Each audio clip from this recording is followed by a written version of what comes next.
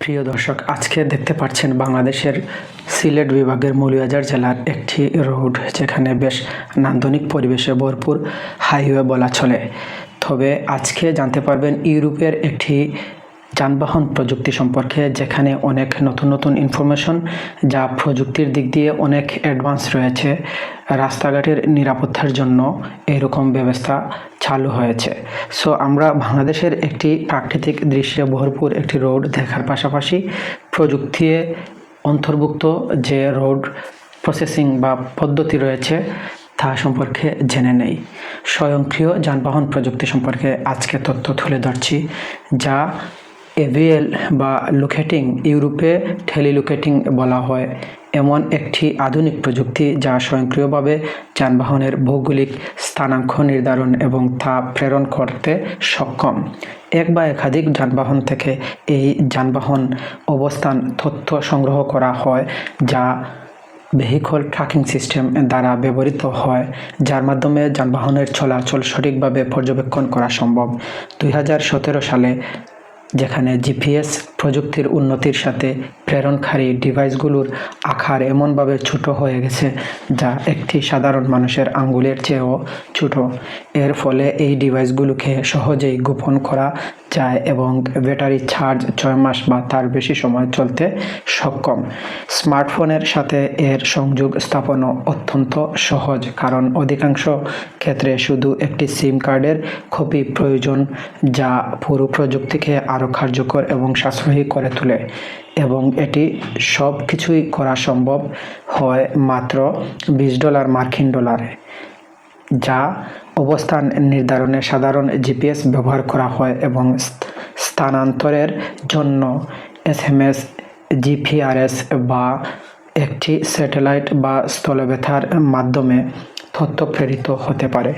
একক antenna unit ব্যবহার করে প্রয়োজনীয় সকল ফ্রিকোয়েন্সি ব্যান্ড কভার করা সম্ভব এবং জিপিএস এবং ভিডিও সেবাগুলো সবচেয়ে বেশি ব্যবহৃত হয়, কারণ এগুলোর ডেটা রেট কম, খরচও কম। পাবলিক নেটওয়ার্কগুলো সর্বত্রই উপলব্ধ। কম ব্যান্ডউইথের কারণে স্যাটেলাইট প্রযুক্তির মাধ্যমেও টেলিমেট্রি যা ডেটা প্রাপ্তির সুবিধা সৃষ্টি হয়, যা গ্লোবাল কভারেজ এলাকায় পৌঁছাতে সক্ষম, এমনকি এমন দূরবর্তী স্থানেও যেখানে স্থলবেতার নেটওয়ার্ক ভালোভাবে কাজ করে না। এছাড়াও কিছু পরিবেশে যেখানে জিপিএস সিগন্যাল দুর্বল, যেখানে অন্যান্য পদ্ধতি যেমন ডেড রেকনিং, ইনারশিয়াল এবং নেভিগেশন অথবা সক্রিয় আরএফআইডি সিস্টেম বা সহযোগী আরটিএলএস সিস্টেম ব্যবহৃত হতে পারে। এই সিস্টেমগুলো অনেক সময় একত্রে ব্যবহার করা হয়। পাশাপাশি স্থলবেতার রেডিও পজিশনিং সিস্টেমও এক বিকল্প হিসেবে ব্যবহৃত হয়েছে, যা কম ফ্রিকোয়েন্সির সুইচড প্যাকেট রেডিও নেটওয়ার্ক ব্যবহার করে এবং এটি জিপিএস ভিত্তিক সিস্টেমের বিকল্প হিসেবে কার্যকরী হতে পারে। অ্যাপ্লিকেশন: স্বয়ংক্রিয়ভাবে যানবাহন শনাক্তকরণ। এভিএল একটি শক্তিশালী সরঞ্জাম যা সেবা যানবাহন, জরুরি যানবাহন এবং গণপরিবহন যেমন বাস, ট্রেনের ফ্লিট পরিচালনা করতে ব্যবহৃত হয়। এটি মোবাইল সম্পদ যেমন চাকাবিহীন নির্ধারণ সরঞ্জাম, মোটরবিহীন ট্রেলার এবং মোবাইল পাওয়ার জেনারেটর ট্র্যাক করতে ব্যবহৃত হয়। সরকারি সংস্থাগুলি যেমন পাবলিক সেফটি এবং পার্কস ও রিক্রিয়েশন প্রায় এভিএল ব্যবহার করে। পেট্রোল ইউনিট জরুরি সেবা প্রদানকারীদের এবং মাঠকর্মীদের গতিবিধি ট্র্যাক করতে। আরেকটি উদ্দেশ্য হলো গ্রেডেড সেবা প্রদান বা বড় ড্রাইভার বা অন্য সদস্যদের কার্যকরভাবে পরিচালনা করা। উদাহরণস্বরূপ, একটি অ্যাম্বুলেন্স ফ্লিটের উদ্দেশ্য হতে পারে সেবা অনুরোধ পাওয়ার 6 মিনিটের মধ্যে নির্দিষ্ট স্থানে পৌঁছানো। এভিএল সিস্টেম ব্যবহার করে সেবায় থাকা সমস্ত যানবাহনের অবস্থান, ড্রাইভার এবং অন্যান্য ক্রুর সদস্যদের সঙ্গে মূল্যায়ন করা, যাতে দ্রুত গন্তব্যে পৌঁছানোর সম্ভাবনা সবচেয়ে বেশি এবং যানবাহনটি নির্বাচন করা যায় যা সেবার উদ্দেশ্য সফলভাবে পূর্ণ করতে সহায়ক। প্রকারভেদ: সিস্টেম প্রকার: সহজ দিক নির্ধারণ, অ্যামেচার রেডিও এবং কিছু সেলুলার পিসিএস ওয়্যারলেস সিস্টেমগুলি দিক নির্ধারণ বা ত্রিকোণমিতি ব্যবহার করে মোবাইল থেকে রেডিও সিগন্যাল ট্রান্সমিটারের সিগন্যাল শনাক্ত করতে। এটিকে কখনো কখনো রেডিও দিক নির্ধারণ বা আরডিএফ বলা হয়। এই সিস্টেমগুলোর সহজতম রূপ দুটি স্থির অবস্থান থেকে মোবাইলের দিকে দিক নির্ধারণ হিসাব করে। এতে দুটি স্থির পয়েন্ট এবং মোবাইলের মধ্যে একটি ত্রিভুজ তৈরি করে। ত্রিকোণমিতি আপনাকে আনুমানিকভাবে মোবাইল ট্রান্সমিটারটির অবস্থান বলে দেয়। ওয়্যারলেস টেলিফোন সিস্টেম ফোনগুলি অবিরত সিগন্যাল পাঠায় যখন অফ হুক থাকে, যার মাধ্যমে অবিরাম ট্র্যাকিং এবং অনেক অবস্থান নমুনা সংগ্রহ সম্ভব হয়। এটি এমন একটি অবস্থান সিস্টেম যা ফেডারেল কমিউনিকেশন কমিশন এর নিয়ম অনুযায়ী ওয়্যারলেস এনহ্যান্সড 911 এর জন্য প্রয়োজন। প্রাক্তন লরেন ভিত্তিক শনাক্তকরণ: মোটরোলা 1970 এর দশকে যুক্তরাষ্ট্র কোস্টগার্ড লরেন সামুদ্রিক নেভিগেশন সিস্টেমের উপর ভিত্তি করে একটি সিস্টেম প্রস্তাব করেছিল। লরেন সিস্টেমটি জাহাজের জন্য ডিজাইন করা হয়েছিল, তবে যুক্তরাষ্ট্রের পূর্ব এবং পশ্চিম উপকূল এলাকায় সিগন্যালের স্তরগুলি যথেষ্ট ছিল যে এটি গাড়ির রিসিভারে ব্যবহার করা সম্ভব ছিল। এই সিস্টেমটি সম্ভবত মোটরোলা মডেল নাম মেট্রিকম হিসাবে বিক্রি হয়েছিল। এটি একটি এলএফ লরেন রিসিভার এবং ডেটা ইন্টারফেস বক্স মডেম নিয়ে গঠিত ছিল, যা একটি পৃথক দ্বিমুখী রেডিওর সাথে সংযুক্ত ছিল। রিসিভার এবং ইন্টারফেসটি লরেন সিগন্যালের উপর ভিত্তি করে অক্ষাংশ এবং দ্রাঘিমার হিসাব করে, যা রেডিওর মাধ্যমে এমডিসি 1200 বা এমডিসি 4800 ডেটা হিসেবে সিস্টেম কন্ট্রোলারে পাঠানো হয়, যা মোবাইলের আনুমানিক অবস্থান একটি মানচিত্রেও চিত্রিত করে। সিস্টেমটি নির্ভরযোগ্যভাবে কাজ করত, তবে কখনো কখনো শহুরে এলাকায় বৈদ্যুতিক শব্দের সমস্যা ছিল। বৈদ্যুতিক ট্রলি-পুলের স্পার্কিং বা শিল্প ফ্যানগুলি সেগুলি বৈদ্যুতিক শব্দ সৃষ্টি করত। কখনো কখনো লরেন সিগন্যালগুলোকে ওভারলোড করে ফেলত, ফলে সিস্টেমের মোবাইলের বহু অবস্থান নির্ধারণের সমস্যা হতো। সীমিত রেজলিউশনের কারণে এই ধরনের সিস্টেম ছোট শহর বা কার্যকরী এলাকায় যেমন পিট মাইন বা বন্দর এলাকায় ব্যবহার করা অনুচিত ছিল। সাইনপোস্ট সিস্টেম: স্থির রুটে যানবাহন, ট্রাক এবং শনাক্ত করতে সাইনপোস্ট ট্রান্সমিটার প্রযুক্তি ব্যবহৃত হয়। এটি ট্রানজিট রুট এবং রেলপথে ব্যবহৃত হয়, যেখানে ট্র্যাক করা যানবাহনটি অবিচ্ছিন্নভাবে একই লিনিয়ার রুটে চলাচল করে। একটি ট্রান্সপন্ডার বা আরএফআইডি চিপ যানবাহনের রুটে স্থাপন করা থাকে, যা ট্রেন বা বাস যখন রুট পার করে তখন তাকে পুল করা হয়। প্রতিটি ট্রান্সপন্ডার পাস করার সময় চলন্ত যানবাহনটি সাইনপোস্ট ট্রান্সপন্ডার থেকে যা এসিকে বা হ্যান্ডশেক পায়। মোবাইলের উপর একটি ট্রান্সপন্ডার সাইনপোস্টটি পার হওয়ার রিপোর্ট সিস্টেম কন্ট্রোলারকে পাঠায়। এর ফলে সুপারভিশন বা কল সেন্টার ডিসপ্যাচ সেন্টারে যানবাহনের অগ্রগতি মনিটর করতে পারে এবং মূল্যায়ন করতে পারে যে যানবাহনটি সময়ে পৌঁছাচ্ছে কিনা। এই সিস্টেমগুলি টানেল বা অন্যান্য পরিবহন ব্যবস্থায় একটি বিকল্প হিসেবে ব্যবহৃত হয়, যেখানে ভূগোলের কারণে জিপিএস সিগন্যাল ব্লক হয়।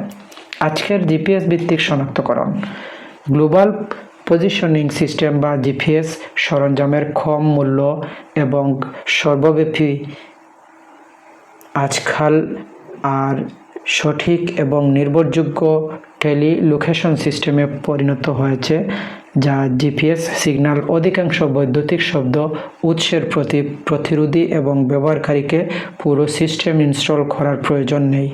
সাধারণত শুধুমাত্র একটি রিসিভার ইনস্টল করা হয় যা স্যাটেলাইট সেগমেন্ট থেকে সিগন্যাল সংগ্রহ করে এবং এটি স্থানীয় ডেটা সংযোগের মাধ্যমে ডিসপ্যাচ পয়েন্টে পাঠায়।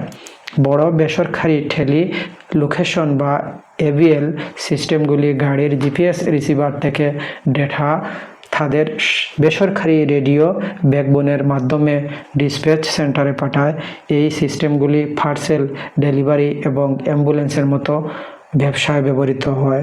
ছোট সিস্টেমগুলি যেগুলি একটি আলাদা রেডিও সিস্টেম তৈরি করার পক্ষে যথেষ্ট বড় নয়, সেলুলার বা পিসিএস ডেটা পরিষেবা ব্যবহার করে স্থান ডেটা ডিসপ্যাচ সেন্টারে পাঠায়। একটি কেন্দ্রীয় কন্ট্রোলার বা কম্পিউটার ফ্লিটের প্রতিটি যানবাহন থেকে সময়ে সময়ে স্থানীয় ডেটা পুল করে।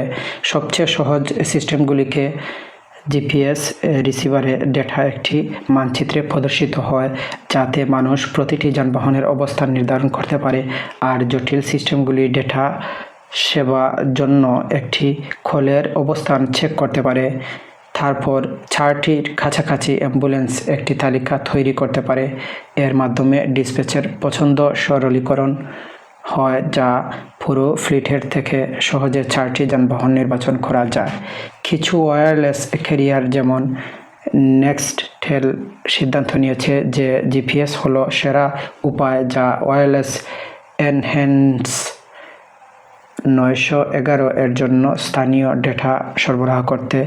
নতুন নেক্সটেল রেডিওগুলিতে এমবেডেড জিপিএস রিসিভার থাকে যা 911 ডায়াল করলে ফুল করা হয়। 911 সেন্টারে রেডিওর জিপিএস রিসিভার থেকে অক্ষাংশ বা দ্রাঘিমার সরবরাহ করা হয় যা কম্পিউটার সহায়ক ডিসপ্যাচ সেন্টারের সিস্টেম এই সনদ স্থানাঙ্কনের উপর ভিত্তি করে খোলের জন্য একটি ঠিকানা নির্ধারণ করতে পারে যা একটি আইকন দেখাতে পারে যা খোলারের অবস্থানকে মানচিত্রে চিত্রিত করে। Sensor augmented AVL.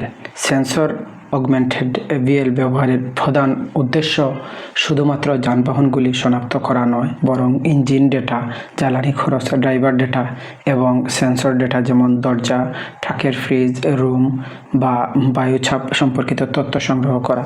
এই ধরনের ডেটা ক্যান বাস সরাসরি এভিএল সিস্টেমের সংযোগ, যেখানে স্বয়ংক্রিয় যানবাহন অবস্থান নির্ণয় এবং ইভেন্ট স্বয়ংক্রিয় ট্র্যাকিং সিস্টেমের পার্থক্য।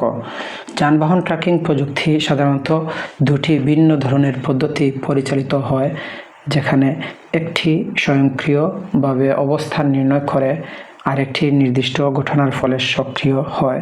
যদিও প্রযুক্তির বিকাশের সাথে সাথে এই দুটো ব্যবস্থার মধ্যে পার্থক্য কিছুটা ক্ষীণ হয়ে এসেছে, তবুও বাস্তবিক ব্যবহারে এগুলো ভিন্ন উদ্দেশ্যে ব্যবহৃত হয়।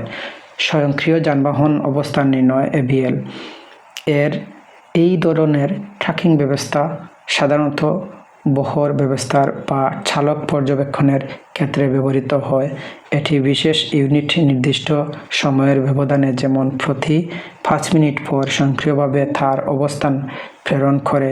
এটি সাধারণত তখনই স্বয়ংক্রিয় হয় যখন ইগনিশন চালু বা বন্ধ করা হয়। একটি বাস্তব উদাহরণ হিসেবে ধরা যাক একটি গাড়ি রাস্তার বিকল হয়ে পড়ল। আরোহী একটি যানবাহন উদ্ধার সংস্থাকে কল করেছেন। ওই সংস্থার একাধিক উদ্ধার যানবাহন একই এলাকায় কাজ করছে। প্রত্যেক চালকের সাথে আলাদাভাবে যোগাযোগ না করেও ব্যবস্থাপক ডিসপ্যাচের এভিএল প্রযুক্তির সাহায্যে সবচেয়ে কাছের উদ্ধার যানটি চিহ্নিত করতে পারে এবং তাকে নতুন কাজটি অর্পণ করতে পারেন। ইভেন্ট সক্রিয় ট্র্যাকিং সিস্টেম ইটিএস। এই প্রযুক্তি সাধারণত যানবাহন ও চালকের নিরাপত্তা ব্যবস্থার সাথে সম্পর্কিত। উদাহরণস্বরূপ, যদি কোনো চোর গাড়িতে প্রবেশ করতে চেষ্টা করে এবং নিরাপত্তা ব্যবস্থার সক্রিয় হয়, তাহলে ট্র্যাকিং ইউনিট চালু হয়ে যাবে। এর মাধ্যমে একটি পর্যবেক্ষণ কেন্দ্র স্বয়ংক্রিয়ভাবে সতর্কবার্তা পাবে এবং গাড়িটির গতিবিধি পর্যবেক্ষণ শুরু করবে। ধরা যাক একটি নির্মাণ কোম্পানিতে কিছু ভারী যন্ত্রপাতি নির্মাণস্থলে সপ্তাহান্তে ফেলে রাখা হয়েছে, কিন্তু কোনো চোর একটি খনন যন্ত্র চুরি করতে চায় এবং এটি একটি ট্রাকের পেছনে তুলে নিয়ে যায়। এই ক্ষেত্রে স্বাভাবিক এভিএল ট্র্যাকিং ব্যবস্থা সক্রিয় হবে না, কারণ ইগনিশন চালু করার প্রয়োজন নেই, কিন্তু যদি যন্ত্রপাতির সাথে সংযুক্ত ট্র্যাকিং ইউনিটে মোশন সেন্সর বা জিওফেন্স অ্যালার্ম থাকে, তাহলে সেটি সক্রিয় হবে এবং সংশ্লিষ্ট সংস্থাকে সতর্কবার্তা পাঠাবে। এবিএল এবং ইটিএস প্রযুক্তির সংমিশ্রণ।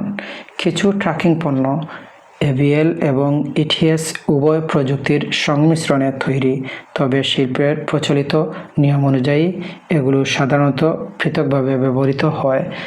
বহর ব্যবস্থার মূলত এবিএল প্রযুক্তির ব্যবহার করা হয়, আর নিরাপত্তা বিষয়ক সমাধানে ইটিএস প্রযুক্তি বেশি কার্যকর।